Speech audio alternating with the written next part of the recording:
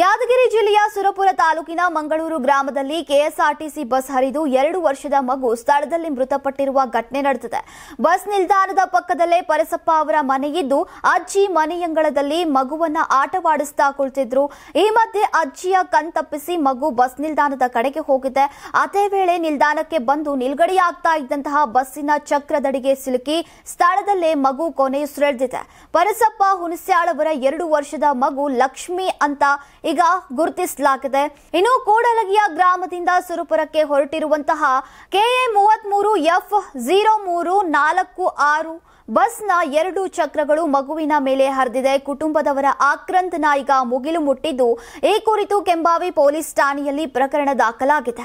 ನೀವು ಸಣ್ಣ ಆಗ್ಬೇಕಲ್ವಾ? ಅದು ಒಂದು ಉತ್ತಮ ಆಹಾರದಿಂದ ಸಣ್ಣ ಆಗ್ಬೇಕಲ್ವಾ? ಪ್ರತಿದಿನ ನಮ್ಮ ಜೀನಿ ಸ್ಲಿಮ್ ನ ಯೂಸ್ ಮಾಡಿ ಯಾವುದೇ ಸೈಡ್ ಎಫೆಕ್ಟ್ ಇಲ್ದಂಗೆ ನೀವು ಸಣ್ಣ ಆಗ್ತೀರಾ. ನಿಮಗೆ ಮಾಧ್ಯಮದಲ್ಲಿ ಕೆಲಸ ಮಾಡುವ ಆಸಕ್ತಿ ಇದೆಯಾ? ಹಾಗಾದ್ರೆ ಕರ್ನಾಟಕ ಟಿವಿ ಡಿಜಿಟಲ್ ಮೀಡಿಯಾದಲ್ಲಿದೆ ನಿಮಗೆ ಒಳ್ಳೆಯ ಅವಕಾಶ. ಆಯ್ಕೆಯಾದವರಿಗೆ ಉಚಿತ ತರಬೇತಿ ಕೊಡ್ತೀವಿ. ತರಬೇತಿ ನಂತರ ಕೆಲಸ ಮಾಡುವ ಅವಕಾಶನೂ ಕೊಡ್ತೀವಿ. ಈ ಕೂಡಲೇ ನಿಮ್ಮ ಮಾಹಿತಿಯನ್ನ ಮೇಲ್ ಮಾಡಿ.